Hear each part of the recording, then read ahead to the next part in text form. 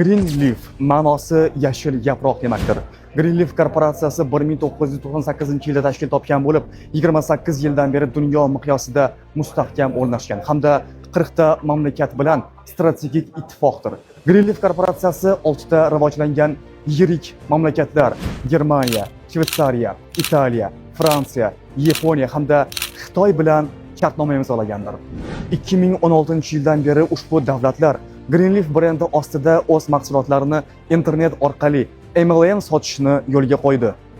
Korporatsiya Xitoyning eng yaxshi tabiati, ekologik toza hududi Suzhou shahrida o'zining kollagen, bambuk, aloe plantatsiyasiga egadir hamda ushbu korporatsiyaning kosmetik parki, diqqat qiling, 107 gektar maydonni egallaydi.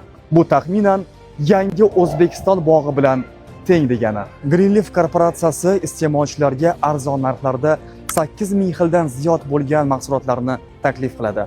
Ulardan hojatxona qog'ozidan tortib, tilla taqinchoqlar, kiyim-kechaklar va hattoki elektromobillari ham mavjuddir. Greenleaf korporatsiyasi mahsulotlariga GMP mahsulotlarning inson organizmiga nojo'ya ta'siri yo'qligiga bildirgi berdi.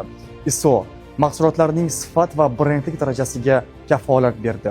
Halol mahsulotlarni har qanday musulmon davlatlari va insonlar iste'mol qilishligi to'g'risida kafolat berdi. UKAS qolgan barcha hujjatlarni tasdiqlovchi yuridik kuchga ega bo'lgan sertifikatdir. Qadrli vatandoshlar, haqiqatan ham Greenleaf yashil barg demakdir.